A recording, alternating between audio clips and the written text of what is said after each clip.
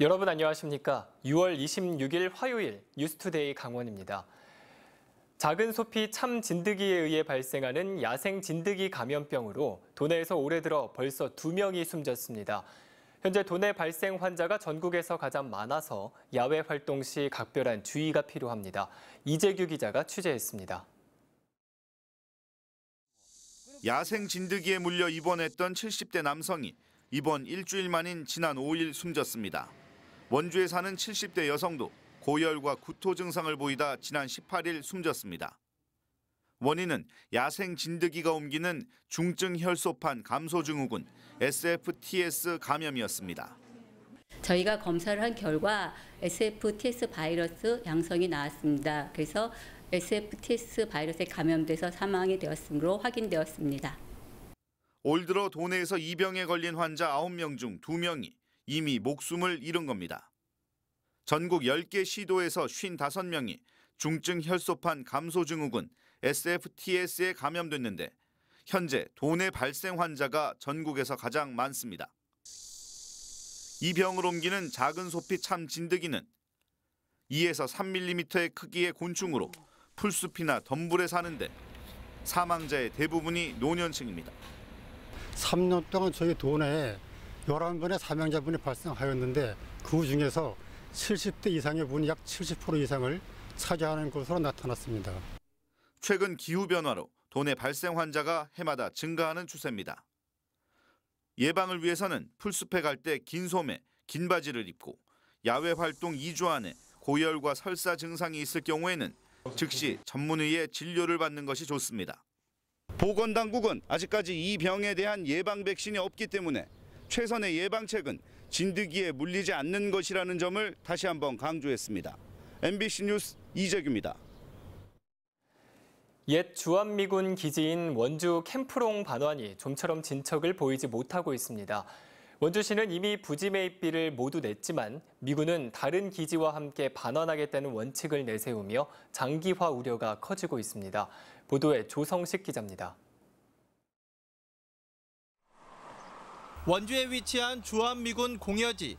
지난 2010년 기지가 폐쇄됐지만 여전히 경계 철책이 길게 드리워져 있습니다. 원주시는 이곳에 축구장과 공연장 등 문화체육시설을 조성한다는 계획을 세웠고 벌써 2년 전 부지 매입비 665억 원을 완납했습니다. 또 주민과 함께 국회와 국방부 등을 다니며 80차례 이상 조기 반환을 건의해왔습니다. 하지만 올 상반기 내에 이곳 캠프롱 부지를 넘겨받겠다는 계획은 사실상 무산됐고 오히려 반환이 장기화될 조짐을 보이고 있습니다. 미군이 캠프롱뿐 아니라 캠프 이글 등 다른 미군 기지를 한꺼번에 반환하겠다는 입장을 고수하고 있기 때문입니다. 게다가 일부 기지는 오는 9월에나 폐쇄될 예정이어서 기간이 얼마나 더 소요될지 기약이 없는 실정입니다. 이게 빨리 돼야지만 뭐 철중을 걷어내면은 어디 들어가서 뭘 하든가 뭔 계획을 세울 텐데 그것도 못 되고 그러니까 된다 하면서도 안 되니까 더 난감한 거죠. 미군이 캠프롱 출입도 제한적으로 허용하면서 오염조사와 공원 설계 등 다른 절차는 아예 엄두도 내지 못하고 있습니다. 출입은 허가한 게 2차례 허가한 게 이제 식생조사 때문에 들어간 거지 측량이나 이런 게 안 되니까 저희도 뭐 설계나 이런 게 못하고 있는 상황이고. 미군 기지 반환이 차일피일 미루어지면서 북부권 발전을 고대하는 주민들에게 희망 고문만 주고 있습니다. MBC 뉴스 조성식입니다. 남북 동해선이 연결되면 시베리아 횡단 열차를 통해 한반도가 유럽과 육로로 이어지게 됩니다.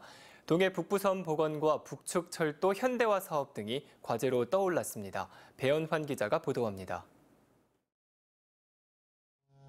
북한의 나진과 러시아 핫산을 오가는 화물 열차입니다. 이미 개설돼 있는 53km 길이의 북러 철도 노선을 이용하고 있습니다. 지난 2013년 운송을 시작해 부정기적으로 석탄을 실어 나르고 있습니다. В настоящее время здесь производятся в основном перевозки угля, если говорить о России и Корее. Примерно в 2017 году было перевезено где-то 2,5 миллиона тонн угля. 핫산에서 시베리아 횡단 열차가 지나는 우수 리스크까지는 지선으로 연결돼 있습니다. 개보수만 거치면 북한의 열차가 시베리아 횡단열차 노선을 이용할 수 있는 상황입니다. 남북로 당사자국이 모여가지고 먼저 표준화를 해야 되고요. 그다음에 어떤 노선을 할 것인지 큰 그 노선을 같이 이제 합의를 봐야 되고요. 동해산의 남쪽 구간 공사도 속도를 내고 있습니다. 부산에서 경북 영덕까지 동해선은 이미 완공됐고 영덕에서 삼척까지 구간은 2020년 개통을 목표로 공사가 진행되고 있습니다. 동해산의 남측 최북단인 고성 제진에서 북측의 금강산까지 구간은 이미 복원됐고 2007년 시범 운행까지 마쳤습니다. 단절된 구간인 강릉에서 이곳 고성 제진까지 철도가 건설되면 남북 동해선 철도가 이어지고 부산을 출발한 열차가 유럽까지 달릴 수 있게 됩니다. 미 개설 구간 104km를 조기 건설하기 위해서는 2조 3천억 원의 사업비 확보와 예비 타당성 조사 면제가 필요합니다. 예타를 반드시 면제를 받는 형태로 가야 되고 그런 전제 조건으로는 남북 경협사업 형태로 가야 되는 부분이 있고요. 동해선 철도와 연결되는 북측의 금강산 청년선과 평라선 구간에 시설 개량과 현대화도 과제로 남습니다. 철도 노선의 대부분이 단선이며 기반 시설이 노후화돼 있어서 시속 40km 안팎의 저속 운행만이 가능한 상태로 알고 있습니다. 남북 철도 연결 등의 남북 경협을 위해서는 국제사회의 대북 제재 해제도 시급한 상황입니다. MBC 뉴스 배은환입니다. 석탄 산업의 위축은 태백과 정선 등 탄광 지역의 인구와 경제 규모의 축소로 이어지고 있습니다. 대체 산업 육성도 부진한데 폐특법이 만료되는 시점이 이제 7년 앞으로 다가왔습니다. 홍한표 기자가 돌아봤습니다. 한때 우리나라 석탄 산업의 중심지였던 태백시 철암동 일대입니다. 석탄 산업이 붕괴하면서 주민들이 썰물처럼 빠져나갔고 지역은 급격히 노후화되고 있습니다. 우리나라 최초의 무연탄 선탄 시설만이 과거의 영광을 보여줄 뿐입니다. 사람이 많이 살고 많이 지나다녔는데 지금은 전 없고 장사도 안 되고 먹고 살기 힘들어요. 가정용 연료가 연탄에서 석유로 빠르게 전환됨에 따라 1989년 석탄산업 합리화 정책이 시작됐습니다. 320개가 넘는 탄광이 5개로 줄면서 무연탄 생산량이 1987년 2,400만 톤에서 지금은 150만 톤으로 줄었습니다. 탄광 근로자가 급격히 빠져나가면서 태백과 정선, 영월, 삼척 등 4개 시군의 인구는 1987년 46만 명에서 지금은 20만 명 아래로 뚝 떨어졌습니다. 인구가 줄자 각종 기관이 떠나고 시설도 축소됐습니다. 폐광 지역 생존권 투쟁으로 폐특법이 제정되고 막대한 예산이 투입됐지만 지역을 되살리지 못하고 있습니다. 이웃 지역과의 중복 투자로 인해서 지역에 이렇다 할 대체 산업들이 마땅치 않아서 지금까지 경제 발전에 큰 도움이 못 된 것 같습니다.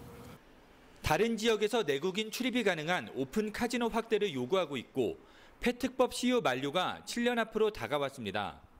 대체 산업이라든지 지역의 그 중장기적인 큰 광역 사업은 정부 주도의 폐광 지역 그 경제개발센터에서 운영을 하게 되겠고, 폐특법의 장기적인 문제도 해결할 수 있으리라 생각을 하고 있습니다.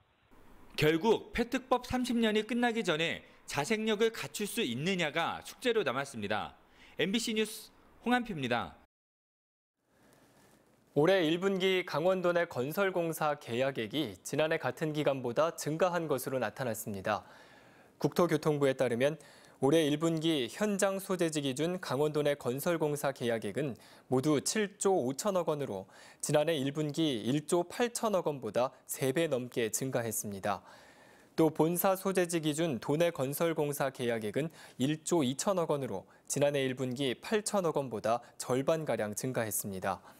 한편 올해 1분기 현장 소재지 기준 도내 건설공사 계약액은 수도권을 제외한 14개 시도 가운데 가장 많았습니다. 교통 여건이 열악한 산업단지 내에 중소기업에 근무하는 청년들에게 매달 5만 원씩의 교통비가 지원됩니다. 춘천시는 퇴계와 거두, 창촌과 남면 등 춘천시 내 8개 산업단지가 이에 해당된다며 이곳에서 근무하는 만 15세에서 34세의 중소기업 근로자들이 신청할 수 있다고 밝혔습니다. 지원 신청을 하면 다음 달부터 청년 동행 카드가 발급되며 춘천시청 기업과 등에서 신청을 받습니다. 지난 한 달 동안 6건의 산불이 발생하는 등 건조한 날씨 속에 산불 발생이 증가했습니다. 강원도에 따르면 봄철 산불 조심 기간 마지막 날이었던 지난달 23일부터 한 달 동안 도내에서 모두 6건의 산불이 발생해 1.1헥타르의 산림이 훼손됐습니다. 강원도는 현충일과 지방선거 등 징검다리 연휴가 늘어나 야외 활동이 많았고 한 달간 내린 비가 2mm에 불과했던 것이 산불 증가의 원인이라고 분석했습니다. 강릉시가 상수도 관망에 대한 전문 기술 진단 용역을 시행합니다. 강릉시는 내년 말까지 모두 18억 원을 들여 상수도관로 94km, 배수관로 1332km에 대해 표본 굴착과 내시경 검사, 관세척, 그리고 수질 시험과 수압 측정 조사 등을 실시합니다. 이번 용역에서 누수와 관로 부식, 파손, 수압 불량 등이 나타난 곳에는 보수와 교체 공사를 진행할 예정입니다. 산림청은 산사태 피해가 우려되는 정선 알파인 경기장에 지표 변이를 감지하는 계측기를 설치하고 모니터링을 실시합니다. 지표 변이 계측기는 활강 연습 코스 하단과 곤돌라 중간 스테이션 등 모두 6곳에 설치돼 경사나 토사 유출 시 가속도 등을 감지해 이를 계측하는 시스템으로 구성됐습니다. 계측값이 예 경보 권고 기준을 초과하면 각 기관 담당자들에게 문자 메시지를 발송해 인근 주민 대피 등에 활용하도록 할 예정입니다. 오늘 강원도 지역은 장마 전선의 영향으로 흐리고 비가 오겠습니다. 특히 철원과 화천 지역에는 호우 예비특보가 내려진 가운데 내일 새벽까지의 예상 강수량은 영동 지역이 10에서 50mm, 영서 지역은 30에서 80mm, 많은 곳은 120mm 이상이 될 것으로 보입니다. 그럼 자세한 오늘의 날씨와 행사를 안내해드립니다.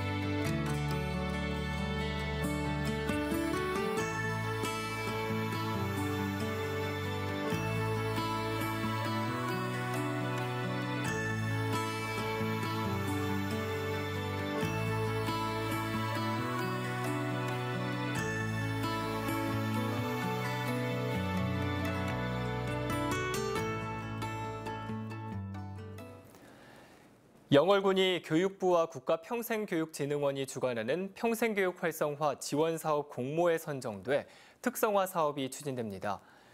이번에 추진되는 특성화 사업은 탄광촌 인문학 프로젝트로 폐광으로 인한 상실과 아픔을 지역의 인문자산을 활용해 과제를 해결하고 삶의 가치를 회복하는 데 목적을 두고 있습니다. 영월군은 2016년 평생학습도시로 처음 선정된 이후 지역의 평생학습 문화 확산을 위한 다양한 정책을 마련해 추진하고 있습니다. 삼척 가곡 온천의 개발 사업이 착공됐습니다. 삼척시는 가곡면 탕곡리 온천 개발 사업 1단계로 도로 등 기반 시설 공사를 착공했고 다음 달부터 온천장 건축물 공사를 시작합니다. 삼척시는 내년까지 44억 원의 사업비를 들여 15,000여 제곱미터 부지에 3층 규모의 온천장과 부대시설, 수변공원 등을 조성합니다. 삼척 가곡 온천 개발 사업은 10여 년 전부터 추진됐지만 민간 사업자를 유치하지 못해 삼척시가 직접 시설 조성에 나섰습니다. 원주 사랑 상품권이 다음 달 1일부터 본격적으로 유통됩니다. 원주사랑 상품권은 지역 내 소매업과 음식업, 숙박업 등 상품권 가맹점으로 등록한 곳에서 사용할 수 있으며 원주시는 1차로 2,000원권 100만 장, 20억 원 규모를 우선 발행한다고 밝혔습니다. 또 상품권 이용 활성화를 위해 먼저 소금산 출렁다리 입장료 일부를 환원하는 용도로 사용할 예정이라고 밝혔습니다. 양양군은 예산 절약과 수입 증대에 기여한 관련 직원과 부서에게 성과금을 지원합니다. 양양군은 새로운 공사기술 도입과 예산 집행 순서를 변경해 사업비를 절약하거나 지방세 징수기법을 개발해 자체 수익을 늘리고 경상 경비를 절감한 사례에 대해 예상 성과금을 지급할 계획입니다. 이상으로 뉴스투데이 강원을 마칩니다. 고맙습니다.